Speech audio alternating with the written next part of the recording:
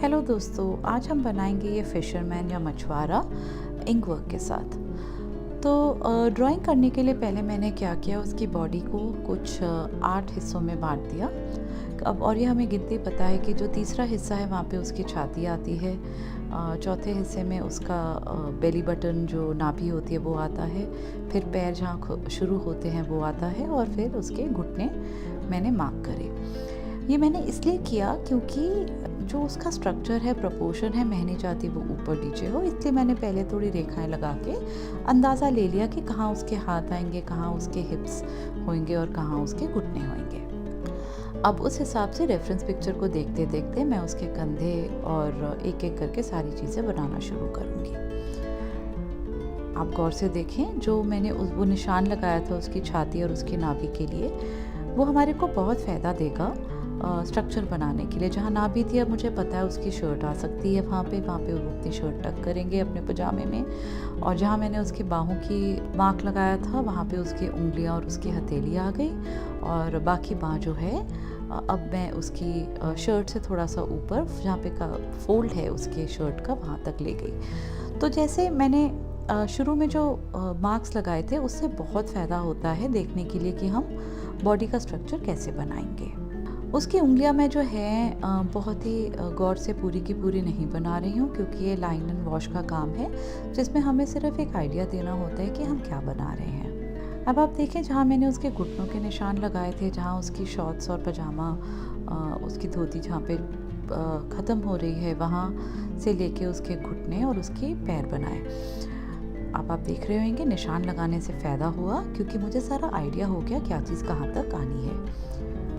अब उसके सर की पगड़ी हम थोड़ा सा आइडिया लेके बना सकते हैं, जहाँ पे हमने सर्कल लगाया था उनके सर के लिए, और आँखों का हल्का सा निशान, थोड़ी सी मूछी, और हमारा काम ख़त्म। मैं पेंसिल शार्पन इसलिए कर रही हूँ क्योंकि अब हमारे को फाइनल लाइंस लगानी है, थोड़ी पक्की वाली लाइनें। मैंने पुराना वाला काम थोड़ा सा लाइट किया नीडेड इरेजर से, और अब मैं थोड़ा सा ज़्यादा ध्यान देते हुए थोड़ी लाइंस सही करूँगी और थोड़ी सी डिटेल्स इस बारी दूंगी। ये जो सेकंड फेज़ ऑफ लाइनिंग होती है, इससे आपको ये फ़ायदा है कि अगर आपने कोई गलती पहले कर दी और अगर कोई लाइन आपको अब सुधारनी है तो आप वो कर सकते हैं। और एक एक करके अब आप देखें मैं कैसे अपनी जो सेकंड लाइन है उन पे काम कर रही हूँ, और डिटेल्स जैसे पहले मैंने कॉर्डर नहीं दिए थे और अब मैं कॉर्डर दे रही हूँ, ये बटन का एरिया दे रही हूँ, तो वो सब हम दे सकते हैं क्योंकि पहली जो लाइनें हैं वो हमारे को हेल्प करती हैं कि हाँ बाहें बन गई, पैर बन गए, सर बन गया, और अब हम डिटेल्स पे काम कर सकते हैं। फर्स्ट फेज़ है हमारे स्ट्रक्चर देने के लिए, और सेकंड है थोड़ा सा डिटेल्स और करेक्शन करने के लिए। आप देखते रहें मैं कैसे काम कर रही हूँ। आप देखिए, मैं जो उसके हाथ हैं उसका जो एरिया है वो थोड़ा अंदर ला रही हूँ, क्योंकि मुझे लगा कि जो मेरी पुरानी ड्राइंग है उसमें उसके हाथ थोड़े दूर हो गए, तो अब मैं थोड़ा नज़दीक खिसका रही हूँ बॉडी के। तो ये वाली जो करेक्शंस हैं वो हम सेकेंड फेज़ ऑफ लाइनिंग में कर सकते हैं।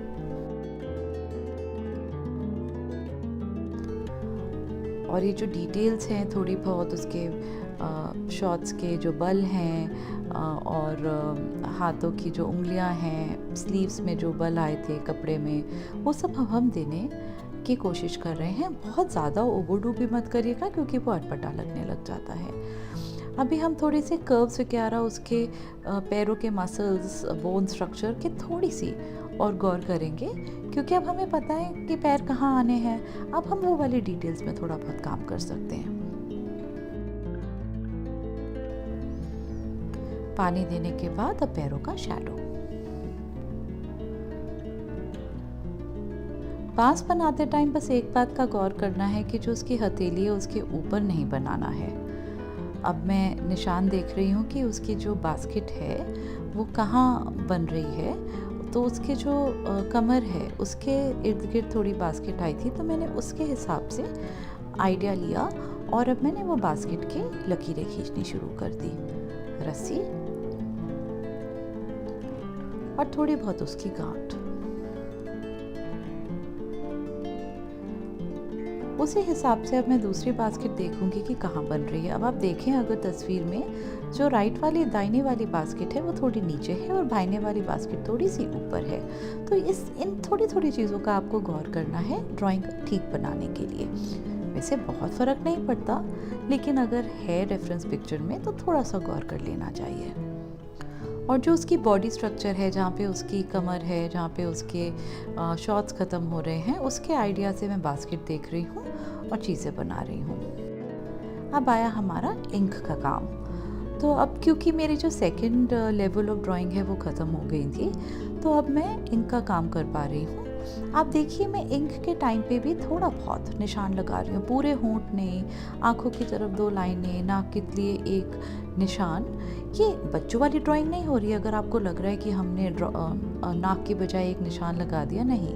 पहले तो आप देखिए ये मछुआरा बहुत दूर से दिख रहा है हमें। दूसरा, ये लाइन एंड वॉश है, ये पोर्ट्रेट नहीं है। तो हमें हर एक चीज़ जो है बिल्कुल गौर से हूबहू नहीं बनानी। आप फिंगर्स देखिए, थोड़ा आइडिया दे दिया लकीरों के साथ कि यहाँ पे फिंगर्स है, वो दिख रहा है ना, फिंगर्स है, सही जगह पे है, सही साइज़ की है, सही शेप की है, बस हमारा काम हो गया। धीरे धीरे करके मैं पूरे जो मेरा ड्राइंग थी पहले उसके ऊपर इंक वर्क कर रही हूँ, और इस बारी जो मैं कर्व्स वगैरह हैं वो थोड़ा और कर्वी बना रही हूँ। आप ये जब करें तो थोड़ा सा बेडर होके करें, क्योंकि देखिए जो हमारी पहली पेंसिल वर्क है वो तो सही जगह पे बैठी है, तो अब हम कितनी ही गलती कर लेंगे। और गलतियां जो आपको दिखती है ना, वो अगले को नहीं दिखती। आपको पता है आपने कहाँ गलती करी थी, और गलती ही रास्ता है सीखने का। तो आप कभी घबराएं नहीं और बस बिंदास आप काम करते रहें। जितना आप काम करेंगे उतना कॉन्फिडेंस आएगा, और ये मेरा वादा है, रोज़ दिन पर दिन आपकी ड्राइंग जो है वो बेटर होती रहेगी। बट शर्त ये है कि आप प्रैक्टिस करें। देखें एक एक करके हमारा पूरा स्ट्रक्चर जो है वो बनता जा रहा है। बास्केट हमारा मेन कैरेक्टर नहीं है, वो आदमी है, इसलिए मैं फटाफट से बास्केट के अंदर की कुछ कुछ चीज़ें बना दूंगी। हमें बिल्कुल ये गौर करने की ज़रूरत नहीं कि अंदर क्या है, केले हैं, मछली है, क्या लेके आ रहे हैं, ये कोई ज़रूरत नहीं है। हमने कुछ कुछ निशान लगाए, हमें पता चल रहा है ना कि हम ये दिखाना चाह रहे हैं कि अंदर कुछ कुछ कुछ है, बस वो दिखाएं और आगे बढ़ें। लाइन एंड वॉश एक बहुत अच्छा तरीका है बिगनर्स के लर्निंग के लिए, क्योंकि इससे आप स्केचिंग सीख पा रहे हैं, थोड़ा बहुत आपका कलर्स का आइडिया हो रहा है और वैल्यूज़ का आइडिया हो रहा है, प्रोपोर्शन का हो रहा है। बहुत पावरफुल टूल है ये आपके बिगनिंग ऑफ आर्ट जर्नी के प्रैक्टिस के लिए। अब मैं क्या कर रही हूँ, जब मेरा इंक वर्क भी हो गया, अब मैं थोड़ी बहुत शेडिंग दे रही हूँ। जहाँ मुझे डार्क लग रहा है वहाँ मैं डार्क दे रही हूँ, जहाँ मुझे बहुत डार्क लग रहा है मैं वहाँ बहुत सारा डार्क दे रही हूँ। इसमें हम बहुत कलर नहीं करेंगे, एक ही रंग देंगे एंड में, सिर्फ थोड़े से इफ़ेक्ट के लिए। लाइन एंड वॉश 2 किस्म से होता है, जिसमें आप थोड़ा बहुत कलर भी डाल दें या फिर ना भी डालें, सिर्फ इंक से काम करें।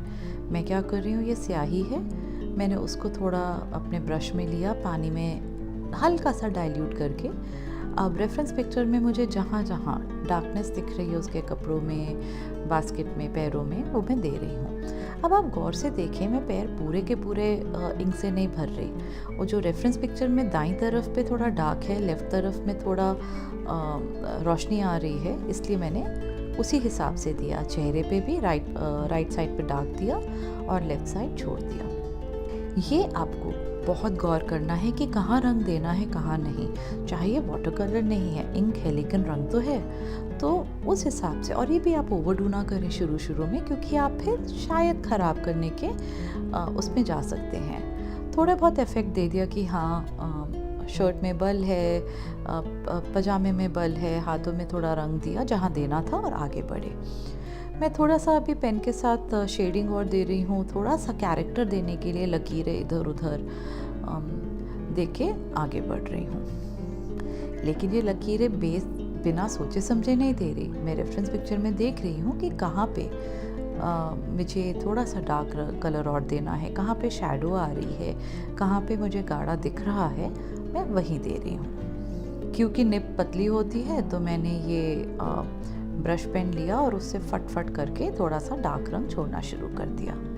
इससे मेरा काम थोड़ा जल्दी हो जाता है, लेकिन अगर आपके पास ब्रश पेन नहीं है तो कोई बात नहीं, आप इंक पेन के साथ भी कर सकते हैं या फिर इंक को ब्रश में लेके बिना डाइल्यूट करे भी कर सकते हैं। आइडिया ये है कि बस किसी तरह गाढ़ा रंग आ जाए।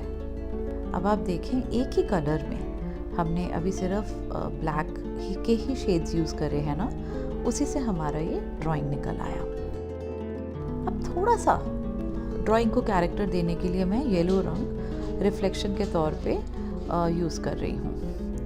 तो ये है कि आसमान से अगर कोई रोशनी आ रही थी तो वो हमने पानी में दी और बास्केट में दी और बस थोड़ा सा स्पैटर करके हमारा काम ख़त्म। और ये है आज का हमारा फाइनल आर्ट वर्क। आशा करती हूँ आपको अच्छा लगा। प्लीज़ लाइक, शेयर और सब्सक्राइब करिए वीकली अपडेट्स के लिए। Thank you.